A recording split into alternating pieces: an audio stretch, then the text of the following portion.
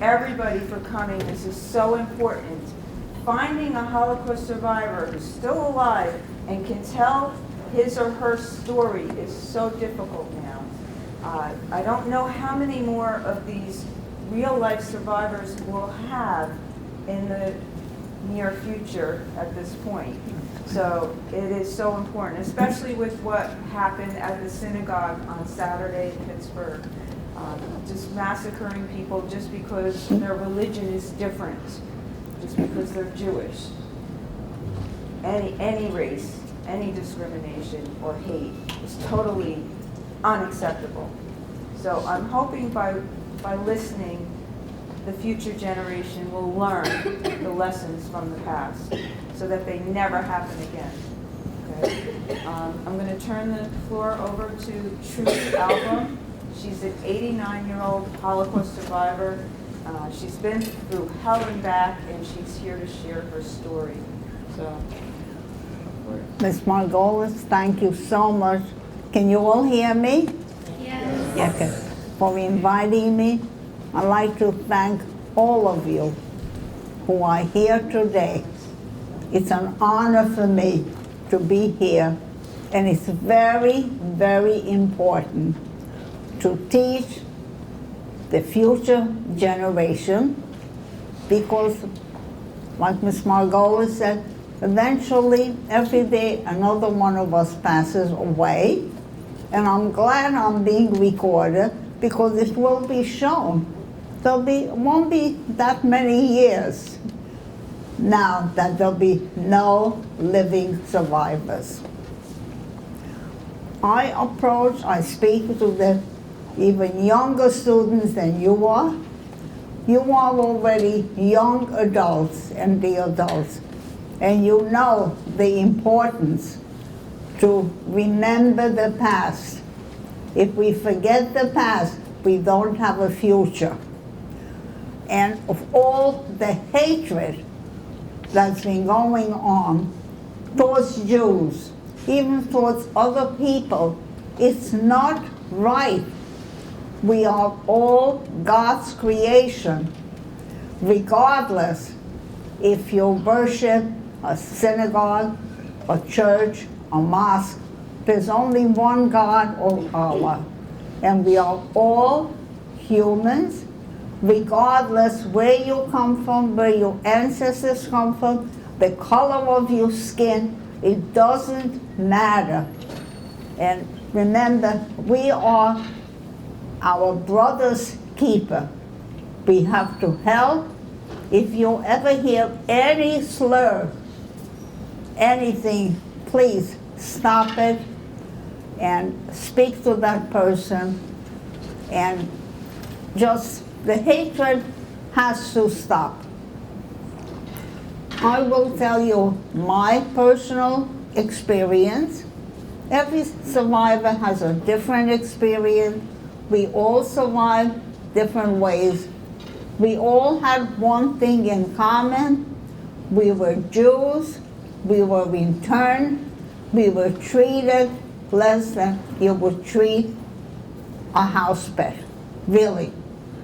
The Germans always referred to us as vermins, because I think maybe psychologically it was easier for someone to mistreat a vermin than a human being.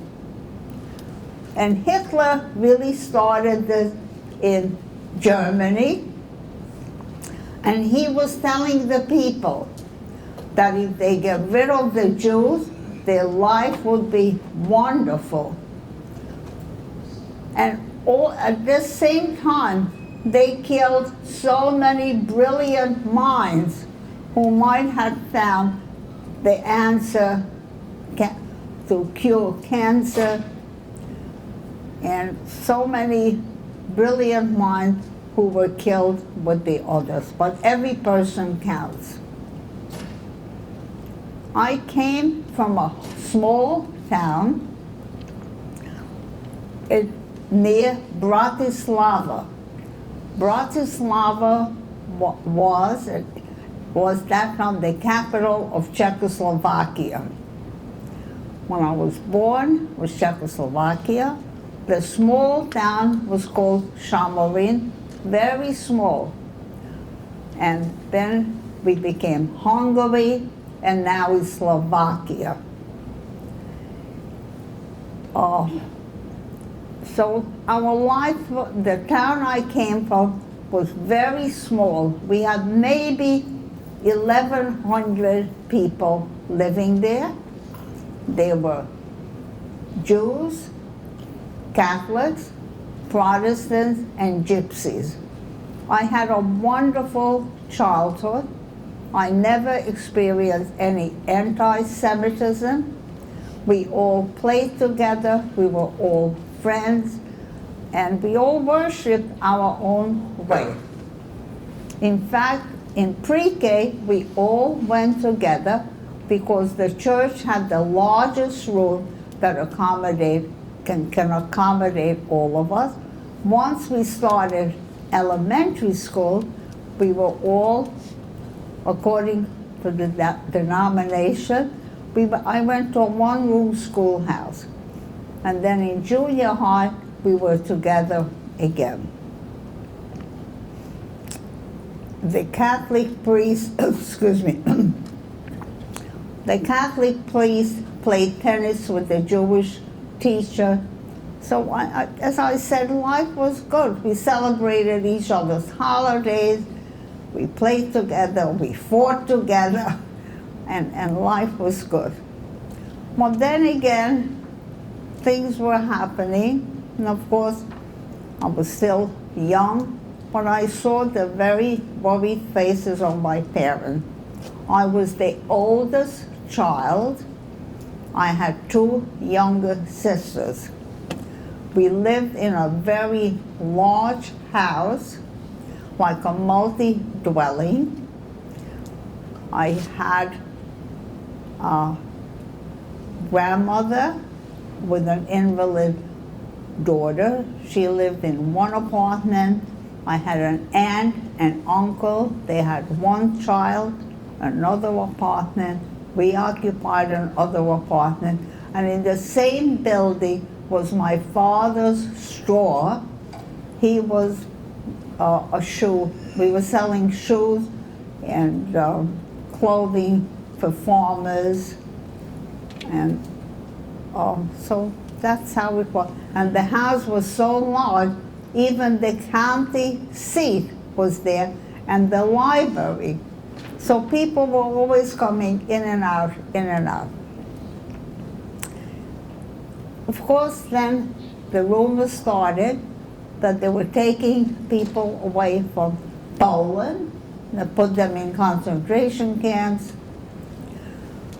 And it was frightening. And then, I think it was in, I'm not sure with the date, they had Kristallnacht, and that will be the an anniversary of Kristallnacht on November 8th. That's when it started in Germany. Kristallnacht is called when they were breaking the windows of Jewish stores. They were destroying synagogues. They were burning books. And it was really very, very frightening. But we still, and I was raised what would be called modern Orthodox, in an Orthodox home. And my parents had great trust in humanity and of course in God. And they felt things will not get that terribly bad. They will protect us. Unfortunately, it didn't happen. Now, my other recollection was, this was in 1942, I believe, we became Hungary. And Slovakia, where my grandmother lived in the large city, they were taking the Jews away. I remember getting a postcard from her, and it was sent from Theresienstadt. That was a very, very nice sample camp. People Many families lived there, but not everybody. And the postcard said, please do not worry about me. I'm well taken care of, and just take care of yourself. So you can imagine how happy we were receiving that postcard. Of course, my parents never found out the end. What happened, before they were taken into a gas chamber, the Germans asked them to send home a note to next of kin to cover their tracks of what was going on. But Hungary was still okay. Then the first order came. This was the beginning of end of 1943, early part of 44, that the Jewish people could no longer own stores. We had to bring in our radios. There were no televisions at the time. And our possessions, like any furs or jewelry, and we had to bring that into the center of the town. My possession was, I had a bicycle, I had maybe a ring or a chain, and I had to leave that. But as long as the family was together, I felt safe and comfortable. Now, the next order came, and that was the spring of 1944, that they will take us to a ghetto. So at this point, everybody was allowed to just take furnishings, whatever they need, they will take us to a ghetto. In the ghetto, we were assigned an apartment, and we had a small little house we lived in, and each member of the family had a room, we had a kitchen, and it was still okay. Now the next order in this ghetto, which was called Nagy Magyar, just wanted to be recorded, to be known. It was a small little village. Now here, the men who would be Army eligible age, they had to report, and they were drafted, but not into a regular army, because the Germans felt the Jews cannot be trusted to fight in the army, and they were called a work commando. My father was just 44 years old. He was taken away. I never saw him after that. There's adults set up home study groups for the younger children. I myself, I wasn't quite 15 yet, and all the teenagers, we were taken and we worked on a farm. We had a good time, I must tell you. You know, at that age, boys and girls working together, life was still free. We could speak, we could sing. So the daytime, we had a good time until we came home, and then we saw and heard all the horrible news. We stayed in the ghetto after we were taken right after the holiday of Passover. So I remember all these days. So we stayed in the ghetto maybe about 6, the most 7 weeks. Now the next order came that everybody can pack an overnight suitcase, and we will be taken to another town, more concentrated for the Jews to come, and we could just take overnight case, and we were taken to a town called Duna Serdachai. Here already, we were not assigned an apartment, but a lumber yard was converted to like a shelter. We slept on the floor, and they had a soup kitchen. But here again, we only stayed maybe 2 days. I'm backtracking a little bit. The first order, when the Germans invaded our town, we had to wear a Jewish star to indicate that we were Jewish. As a naive child, I said, what do I need that for? Everybody knows who is who in the town. But I wore it with pride. For me, because my parents always instilled in us, be proud of who you are, respect everyone else. That's how I raised my children. So I wore the star as a decoration, an honor decoration. Here is the star. You must have seen.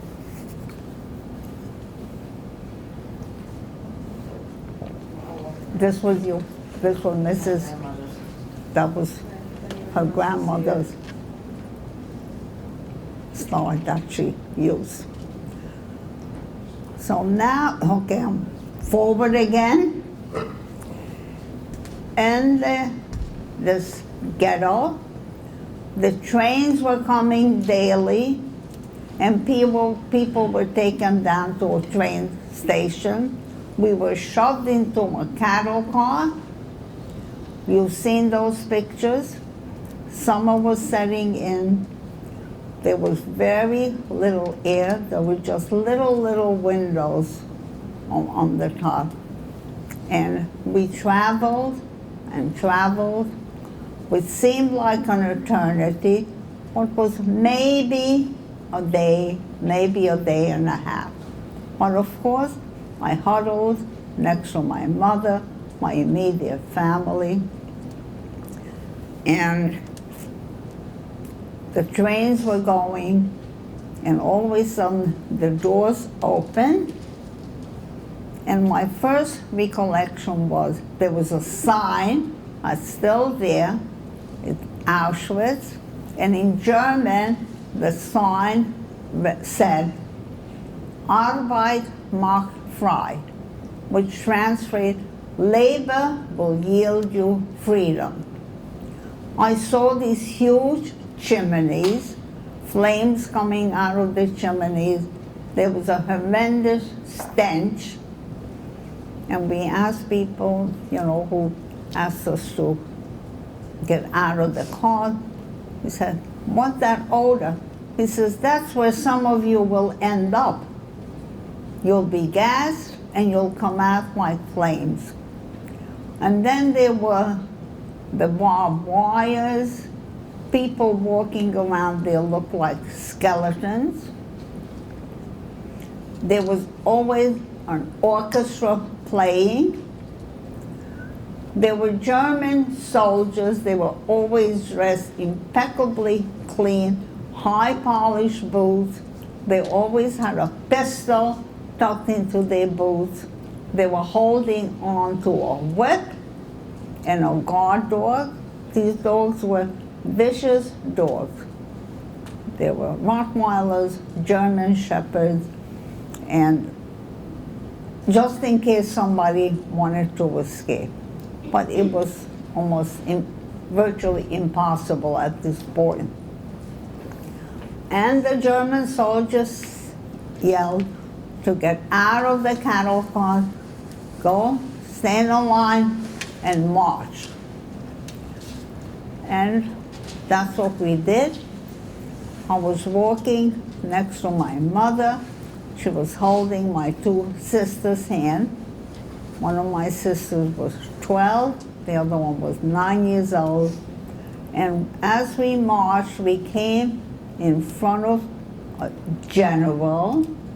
He was called Dr. Mengele. And he also was holding on to a guard dog and a whip, and he looked at you and he just motioned to send. He separated. Of course, the men were separated immediately, and the females, we marched in front of him. I was much taller as I am now. He didn't ask your age, and he motioned me to go on one side, and my mother and my two sisters, my grandmother, on the other side. And my mother was only 39 years old. Many times I feel, had I held one of my sister's hand, he might have thought that was my child. If a woman, there were occasions where a woman came in front of him with an infant, he would grab that infant out of the mother's arm, toss it to another person, and merciless. And he separated. And no matter how the mother pleaded, let me keep my child, he would not allow it. So they were so cruel.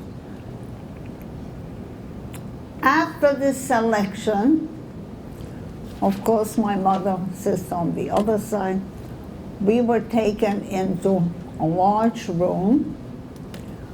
We had to, the first thing was, they shaved our hair completely. Then we had to get undressed. And my mother's closest friend, and her daughter was my close friend, she had scoliosis and she lived in a bodysuit.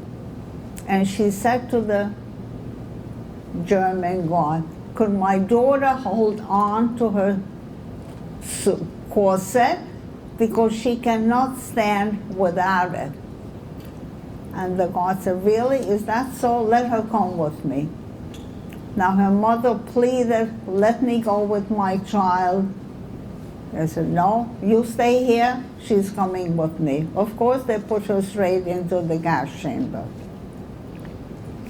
After this was done, we were taken into a large room, maybe 12 by 14, 12 by 16, and there were spigots on the ceiling, and we never knew whether gas or water would come out of these spigots. But that's how we were cleansed. It was called that they're delicing us. That's all. After we came out of the shower, we were tossed a garment, nothing else. No towel, no soap, nothing at all. And in the corner, there were piles of shoes, so they let everybody go and try on some shoes that was fairly comfortable, because we'll be neither march to work.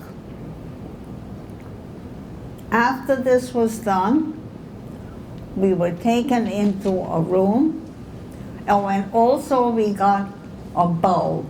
A bowl, that was our only possession.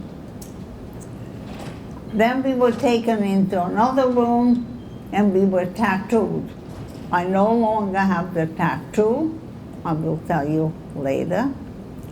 But I had a number A17291. And after that, we were marched.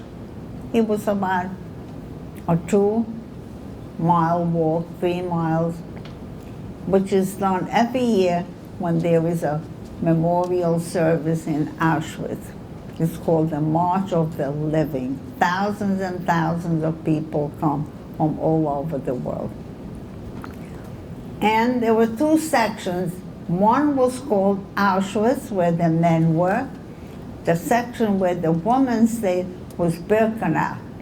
Between the 2 camps, there was a huge ditch, so you really could not escape. Plus, everything was surrounded with electrified barbed wire. If you touched the wire, you would be electrocuted right away. In this march, I was taken into a barrack, was C2. The barracks were like constructed with some wood.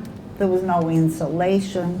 Then they had these triple-decker bunks. It was just wood. They had some straw on it, no mattress, no pillow, no blanket. And it was covered, the straw was covered with some burlap, and 3 people occupied each section. And then in the camp there in Auschwitz, they woke us up very early every morning. We got some black coffee, they called it. I don't know what it was, but it was hot, you're hungry, and a small piece of bread. The bread tasted so sour, I could still taste that taste. It was made out of mostly the hull of the wheat, which maybe ironically had the most nourishment. And that's it. And then we had to stand on line till every person was counted.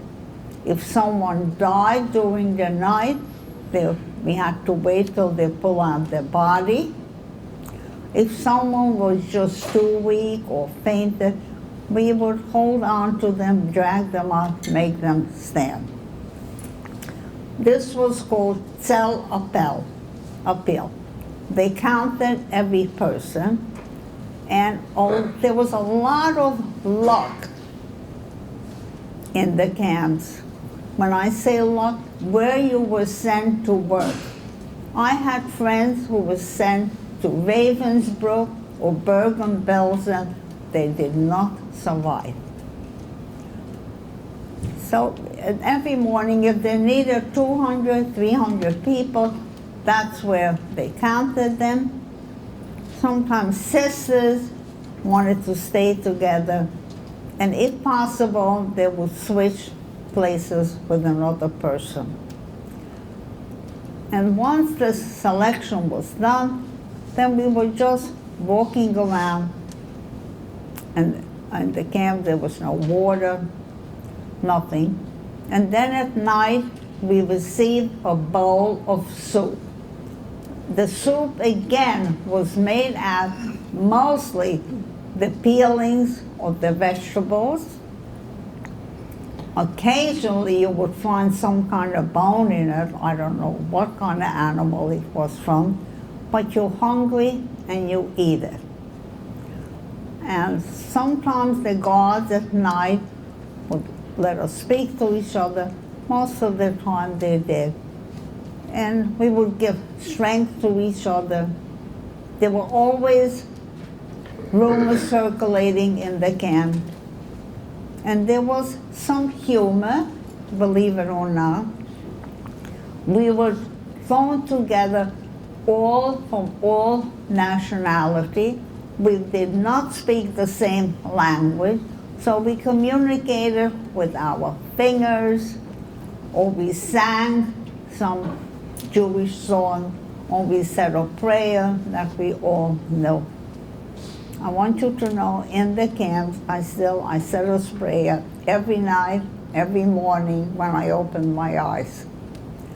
And also, what gave me strength, I felt maybe somewhere, although I saw the chimney, I saw the flames, they took my father away, I also felt someplace they're surviving under these conditions. I must live. I cannot be the only one who dies. And then, not long ago, there was a book written by Franco.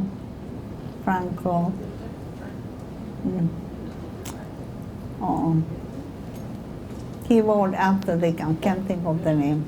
Names sometimes escape me, part of my aging. And in his book, he he was interned, he was a psychiatrist, and he was in Auschwitz. And he would tell his fellow mates, you have to have an aim, you have to visualize an aim that you want to survive, and that will give you some psychological strength. And when I read that, I said, maybe that's what helped me, because I had this naive image that everybody else is living under the same condition. So the first place I was sent was Plaszow. That was near Krakow, and Schindler's factory was not far from where we stayed. Plaszow was a small concentration camp. It's no longer there, but there is a sign that it was there. Every day they marched us to the center of town in Krakow, and it was already heat of the summer, and we had to form a human chain and pass heavy rock. There were bombings during the night, and it was our job to clear the streets from the rubble so cars or people can pass. It was so hot. There was the soldiers sometimes, and we were hungry. Sometimes they would sit near us or stand near, eat these huge sandwiches. But one thing we could fight back was our pride. We never begged them for food. We never begged them for anything. If they let us speak to each other, that already showed a little human kindness. We would speak. If they would let us, we would sing. Now, they would bring us barrels of water. They would line us up. There were soldiers who would let us put our bowl in and take some water.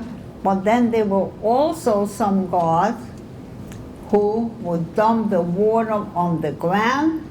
They were laughing, they were clapping. They said, now, go back to work. So you can imagine how that felt. In Krakow, I developed a lot of boils all over my body. And I don't know, it was probably from dirt, from malnutrition, who knows. There was an infirmary, and someone from my hometown, she was a physician, she did work in the infirmary, and she said to me, do not come in, because if the doctor feels like shipping everybody back straight to the gas chamber, they would do it. So don't come in. Whether you were there with a minor illness or something serious, it didn't matter. So she risked her life. She smuggled out some gauze. If she found a clean leaf, and she would just clean my boils. I survived. Then one day, and one thing, I never wanted to draw attention to myself, because if the soldier didn't like the way you looked, or if you said something or smiled, he could take a pistol and shoot you. He did not have to account for it, and probably at night he got a medal for killing another Jew. So fall was setting in, and after we were showered, we received a winter jacket or a coat. I remember I was so lucky. I received a black flannel dress with stripes on it and a jacket. So that dress was such a gift, because in Bavaria now, in Poland, the winter was setting in and it was cold. And we were taken to a camp Wiesenau, and here we worked indoors, so you can imagine the fortune. We worked side by side with German people. They were not allowed to speak to us. And there's always a person who showed kindness. Every day he took a piece of bread, a piece of cheese, a piece of kielbasa from his home, and he took it in, he hid it on the dirty rags, and he always motioned to another girl to take that food.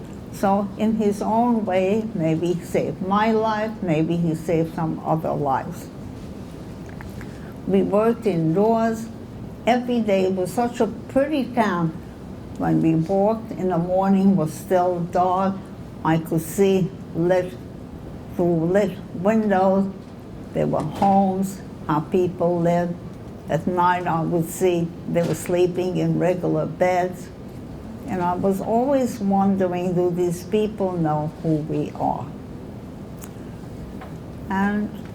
But we survived the same routine every day, go to work, come home.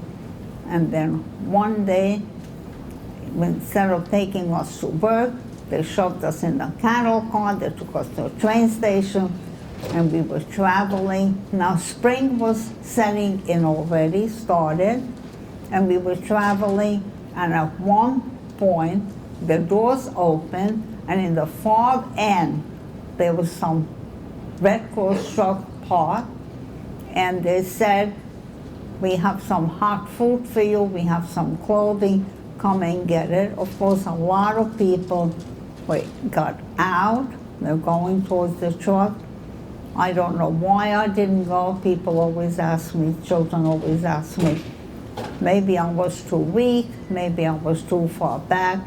And then when the field was covered with a lot of people, all of a sudden, machine gun fire opened, music, and they were killing as many people as possible, because the Germans really would have liked to kill every single one of us, so there would be nobody to tell the story, what happened.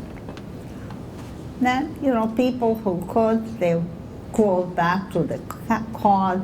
Others who were not hit helped them. And we were traveling and traveling, and all of a sudden, the doors opened, and we were back in the camp where they took us. They opened the door, the cattle car door, and there were soldiers dressed there in a uniform. We did not recognize, we did not know the language they spoke, and I'm sure it took them a long time to convince us they were the American army who liberated us.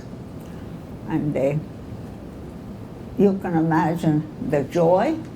Then the real Red Cross stepped in, and a Jewish organization hired, and they helped us. They gave us some clothing, they gave us some food. You couldn't eat a lot. A lot of people, after, if they overate, they could really die from it, or they would be sick. And then some of them who were very weak, they were taken to Switzerland into a hospital. And they gave us Europass papers. We didn't need papers because our bodies were the identity of who we are. And I was lucky. I survived with few of my friends and their mothers, three mothers. And we hitchhiked, we walked, and we wanted to get back to my hometown. And that's when the worst thing happened, the reality. And then we knew already, when we were selected to work, the others who were not sent to work, like my mother, my sister, and my grandmother, my aunt, they were all gassed the same day and killed. So it was very hard. and I still couldn't believe it. And I didn't know what happened to my father. So every day I would go down. There was a train station in our town, and I would yell out my father's name. And you cannot imagine, if you ever seen how people were hanging, holding on, standing on steps on the train just to get home to their destination. And then I called out my father's name, and one day a person said, "I remember your father, I was with him." And on a march, he collapsed, he could no longer walk, and they shot him. And it was the second day on the Passover. So you have to, another big pain, another big blow. And I was kept going back and forth. In my hometown, we said it was a large house. The house was empty. My piano was there. I found a gown, like a hostess gown that my mother used to wear. That was there. I took that with me. That's my only possession. A handkerchief and an ashtray. My mother used to smoke after dinner. And I took that with me to America. And then going back to my grandmother's town, believe it or not, I ran into my mother's younger brother. Her other three brothers went to Palestine like in 1932. He was in Palestine, but he came back to Europe.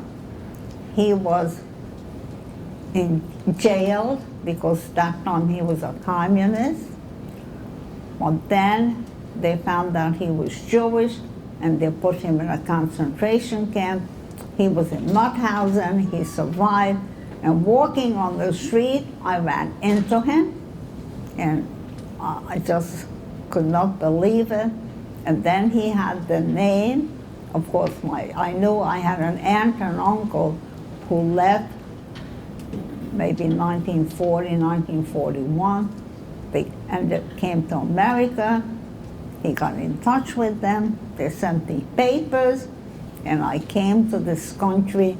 The war was over in 45, and I came to this country spring of 46. Now, I had no education, and I started working during the day wherever I could find work, where language was not needed. And then one summer, my two cousins worked in a summer camp, and they were able to get me a job there. I hung out with a lot of teenagers, and I learned the language. Then eventually, I worked in a hospital, and I met a handsome young man. When I worked in a hospital, there were plastic surgeons there who were working on Hiroshima cases, and they saw my number, and they said, if you want, I could take that number off. I still have the mark. The number is in my heart. And I felt, why not? I'm no longer a number. I have an identification. I have a name. I'm a person. And take off the number. And I did. Then I met a handsome young man, got married. I had 3 children. Unfortunately, I lost my youngest son, a sudden heart attack a few months ago. And I have 7 grandchildren. And for the longest time, I really could not speak about the Holocaust. I tried to act like the American. I tried to wipe it out, but you cannot do that. Then I went to a high school, Rhodes High School, where they had a lot of GIs, and so I went to school and I received an equivalency diploma. And I read and I try. And then one day I read an article written by Elie Wiesel, and the last sentence was, when they bury the last survivor, they will bury a living witness. And then it hit me. We promised to each other, whoever survived will tell the world what was done to us. And I started speaking. We have a Holocaust museum in Rockland County. We have a speakers bureau. That's how I ended up here. And wherever they ask me to speak, I do, and it helped my healing. At first, it was very hard. I broke down a lot, but it's getting easier. Many years ago. I'm getting older, so this is my responsibility. To teach you, to ask you, love each other, and if you see something, if you hear something, say something, and make sure you vote next week. It's very important. This is a beautiful country, and we cannot allow hatred to come in. We must make sure, please. So I thank you. If you have any questions, I'll be happy to answer. Thank you so much again. Thank you. Thank you. Thank you very much. Thank you. Thank you. Thank you so much. Thank you. Thank you. Thank you.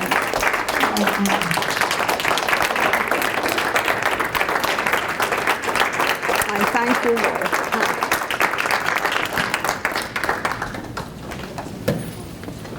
On behalf of Bergen Community and the Center for Peace, Justice, and Reconciliation, we want to thank you for telling your story.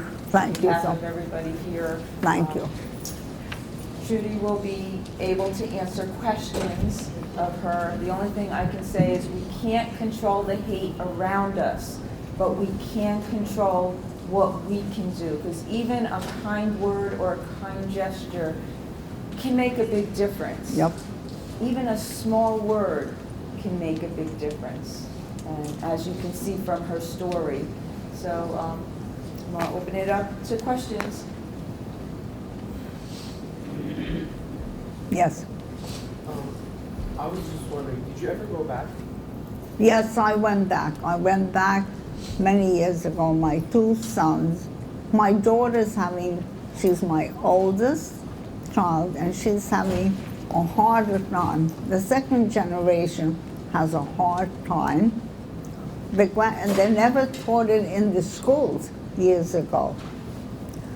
And the grandchildren learn it in school. I speak to them. But I went back with my two sons that time, went back to my hometown, which changed a lot. The church was there, the school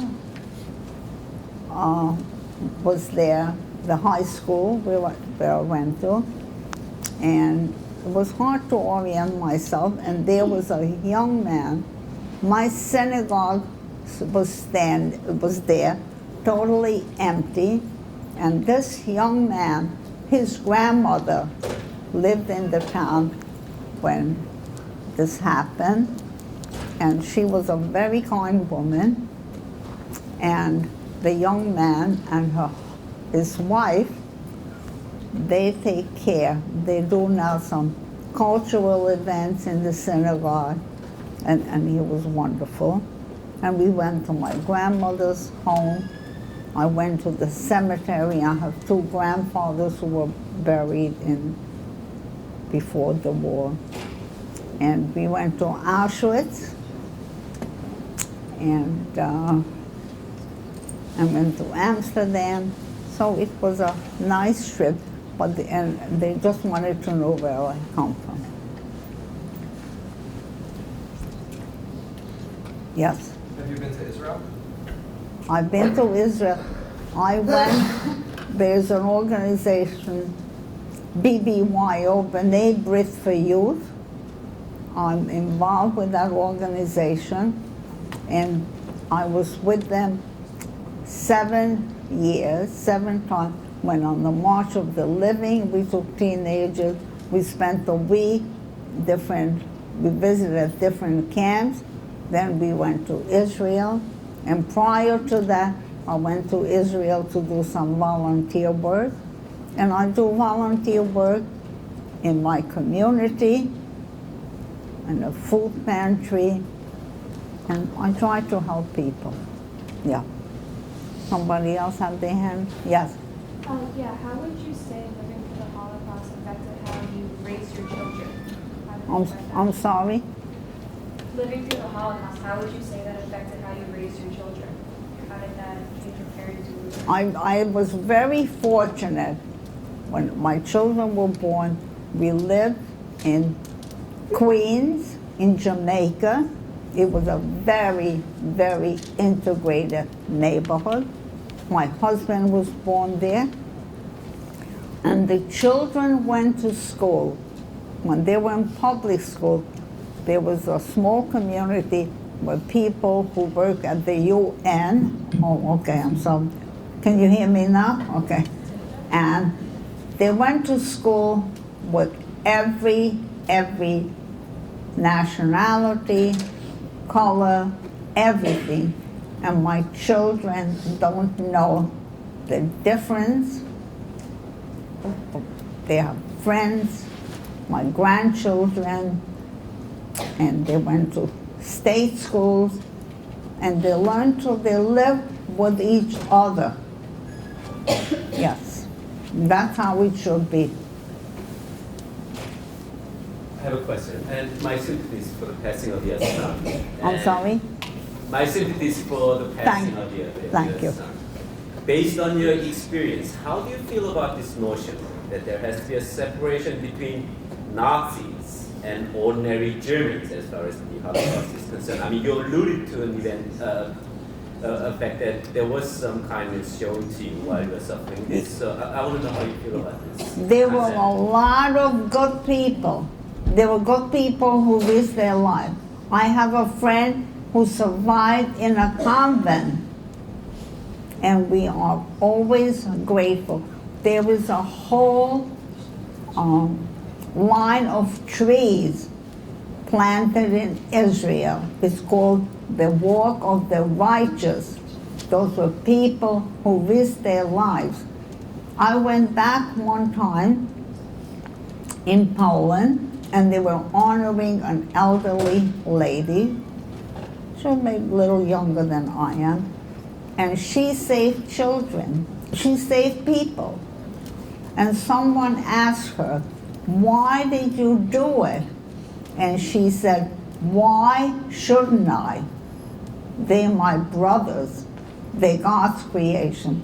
So we remember there were a lot of good people. There were a lot of bad people. And I still believe there are more good people in this world than good than bad. That's how I feel. I have friends, every color, every nationality, every religion. I have wonderful friends. Must tell you that. Yeah. Do you think the world has changed in any way since the Holocaust? What? I never understand what my grandchildren speak either. Do you think the world has changed in any way since the Holocaust?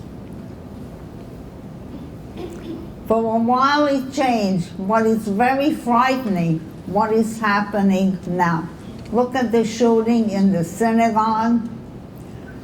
Look what happened in the school where they killed young children. They attacked, they went into a church down south. I mean, this is what we have to stop. All of a sudden, this hatred is starting again. And this was I love this country. I cherish everything it gave me. I'm trying to give back. But it makes me very sad. I must not, what's happening. We never had this hatred to keep people out. I mean, this country was built from all over. Give me you hungry, give you tired, and everybody contributes their own way. Every person is important. I heard something today vaguely, and I don't want to distort the news, that something about taking away birthright.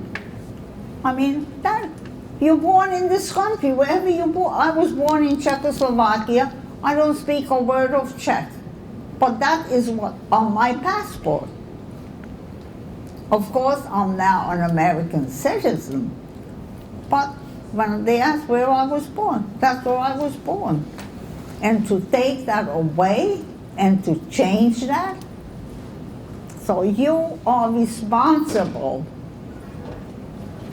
The future is in your hands, please, and teach it to your children that this never ever happened to any other human being. Please. That's the only thing. My hometown, I just want to tell you, 60 of us survived to see how every day another Holocaust survivor died. 60 of us who survived, there are only 5 of us alive now. And I'm really second to the youngest, so they're all in their 90s, yeah? Yes. When this all started, your town, the people in your town turn against their neighbors, or? There were neighbors who were not that nice, I must tell you, because again, they were already poisoned with Hitler's poison words that let's get rid of the Jews, you'll have everything. But then there were others.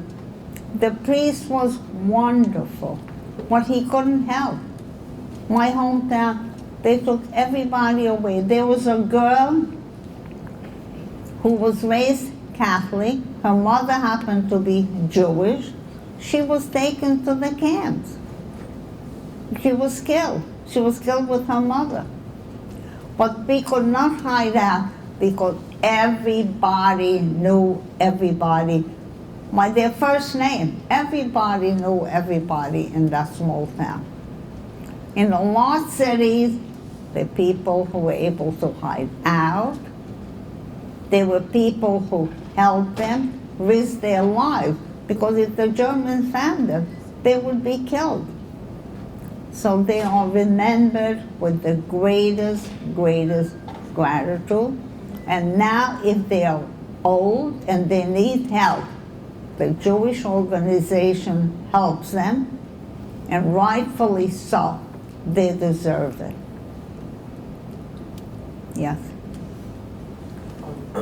Years after the war, when the Israeli agents captured Adolf Eichmann and brought him to Israel for a trial, first, did you watch it? Second, how did it make you feel when you saw the mastermind of the Second What? World War? I don't. The Adolf Eichmann trial in Israel?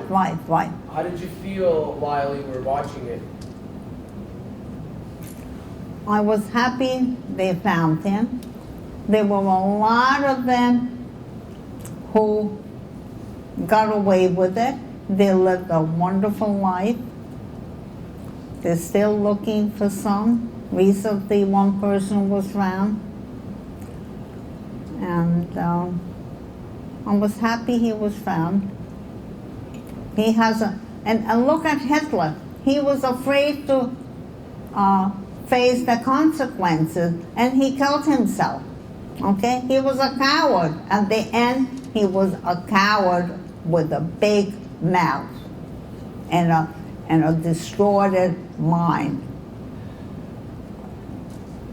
So, and I hope the ones who are alive and wherever they were, they would always hear the cries of the suffering.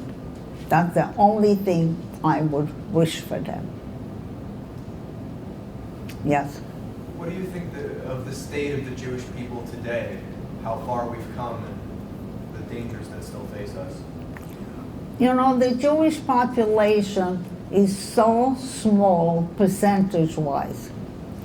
What we came for now, because we band together and we do what we can. The state of Israel, there's a lot of bloodshed. I had a friend who survived the Holocaust. He was killed in the war. There was a lot of bloodshed, and they don't want any bloodshed. They want to live together. But when people don't want that, they only want it if Israel is destroyed. So they can never be, if they don't want coexistence. The Israelis offered many times already to coincide, and they don't want it. And even today they say they don't want coexistence. They want the Jews into the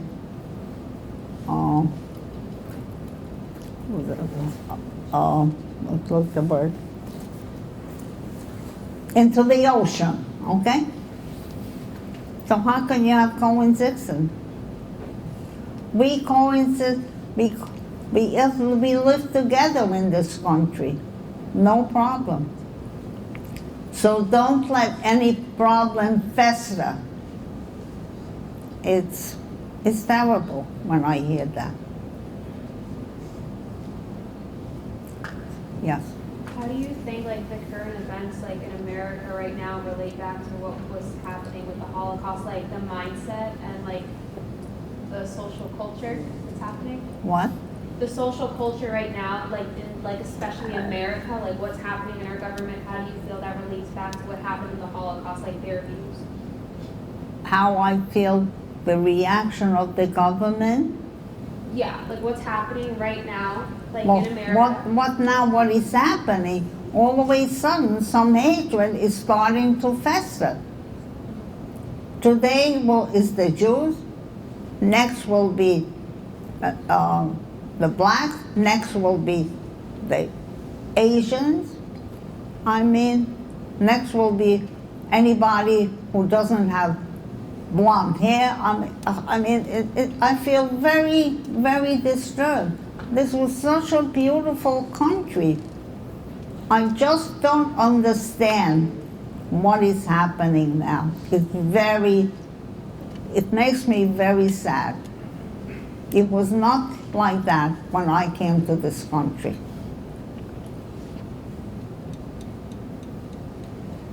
How do you think we can help our generation understand or accept people of multiple nationalities better? I speak of my family. My children accept everybody. They mingle with everybody. I myself have friends, and that's how we have to be. You have to respect each other, whatever you are, whatever you do.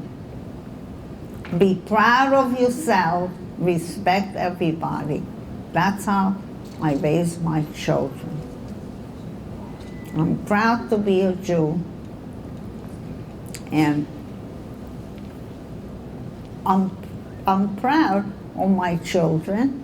I'm proud of many of the young people who learn to live together. If you don't learn together, you will not have a country. I'm sorry.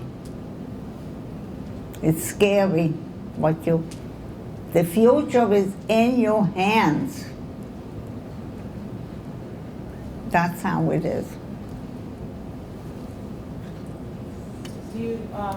I want to thank you because my grandparents were Holocaust survivors. My father is a Holocaust survivor, and my grandmother was never able to speak. And so I feel like you're speaking for her, and that is an incredible thing, and I thank you for that. The question I have is, feel that the current political situation or the current administration is contributing to this widespread hate, that it's maybe coming from the top? A what? Do you think that this phenomenon of hatred, not that it's a direct response, but do you think that all of this current hatred is sort of trickling down from the top, or do you think that it's just something that is happening in our country? I know it's a loaded question. It's very scary. It is. I always respect the people who work for the country, who do what they can for the country. But I'm not happy of what is happening. I cannot point a finger, but everything trickles down from the top. I don't know. So we have to be very careful. And I'm not happy about it. I don't know why. All of a sudden this is happening. I don't know. They say everybody has to be armed. They blame the shooting that the synagogue did not have enough armed guards. Do we have to walk around with a gun in our car, in our home?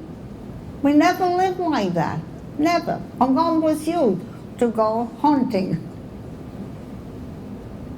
No, this is not right. This is like giving people an excuse to hold arms. You can't. You don't know the person mentality when they have a gun. I wish I knew the answer, please God, I wish I knew the answer. But it's very, very scary of all the things that are happening. I think someone has a hand, yeah. Why do some people deny the existence of the Holocaust, especially in Europe? And I absolutely cannot hear you. Come on. I'm sorry. It's okay. I claim to have good hearing, but maybe it's not as good as I think it is. Just want to ask you, why do some people, especially in Europe, they deny that the Holocaust have ever existed, and they say that after World War II, they just deported the Jews back to their countries? Like, what's the reason behind their denial? It's so, I'm happy you brought that up. Thank you so much, because there are people today who say the Holocaust never happened. I mean, how can they claim that?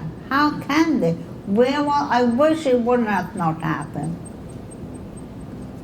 I mean, to come up with an idea like that, it's as absurd as to say that the sun will never shine. I mean, it's crazy. That person is not all there in the head. But there are people who believe him. Yes. People were not deported back to their hometown. Then they said all the people live in Israel. I mean, anybody with a working mind would not buy that. No. I mean, they were killing Romanian people. I mean, that was even before the Holocaust. Yeah. They interned Japanese people. Why? I read a book, I'm just sorry, it was a historic fiction. But they took a whole group of Japanese people and they put them on a sea. I wish, I just read that book a while ago, I forgot. A father saved her daughter, his daughter. He threw her overboard. She was a good swimmer. They were near an island, and you go swim for your life. And everybody else was dumped, excuse the expression, into a sea. Why? Why? I mean, when will this cruelty stop? I mean, it's very upsetting for me. It really is. We are all the same, really. There are good and bad people in every nationality. I'm not saying they are. Not every Muslim is bad. Absolutely not. No. So we have to preserve our freedom. That's what is very important. So make sure you vote, make sure you who want to vote, make sure you voice your opinions, whom do you want representing you. We're lucky it's still a free country, but if we don't watch it, it's not going to stay free. I'm not an optimistic person. I mean, I'm not a pessimistic person. No way. No way. But, God forbid, it could happen. Sadly to say, but it could happen. Yes? I do really appreciate your lessons and messages. I guarantee, sincerely, we all really appreciate Can You're sharing your story. She really appreciates your sharing your story. Thank you so much. I appreciate each and every one of you to be here. Would you please The tell young, us? Yes. the senior young. It's an honor for me to be here. As long as I can speak, I will speak. Where else did you deliver this important message? Where else have you spoken with this message? Oh, in a lot of schools, in a community college, in my community. I have speaking engagements for next week. I do. I go on with my life, yes. But for me to speak comes before everything else. It's my priority. I don't know how long I can. I'm grateful. They sent a car for me, a car service. I drive in my community. I don't have GPS, and even if I had, I'm always lost. You spoke about the fact that your family was modern Orthodox. Yeah. After this horror, did that affect your belief in God? Did that affect your religiosity? Right after the war, I denounced. I didn't fully denounce God. I was angry. But it's not right. I'm back. I love my religion. I go to temple every Friday night, every Saturday. It's my community. I love my religion. Yes, I'm proud of it. And I live the best I can. Yeah. Hi, I want to thank you too for coming. I love the idea that I've heard a lot about the Holocaust, but I've never heard anyone speak actually. And I think that I love the idea that you're focused on those who, which has always fascinated me, who risk themselves to help others when they do not have to. And I think this is really what we should That is, I'm so grateful that I'm being recorded. My granddaughter even put a website for me because she said, Grandma, they have to learn, they have to know.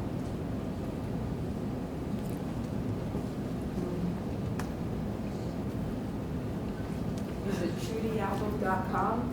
I'm sorry? Your website? It's just Trudy album, I think. Trudyalbum.com? I think that's it. I don't know how to get on it. I do have a computer, but I am, oh God. I call myself a computer nerd.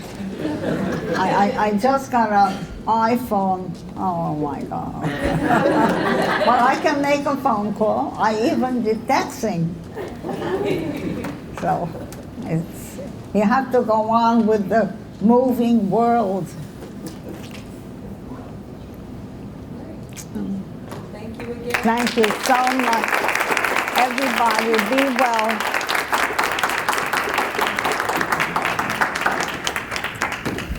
Thank you so much.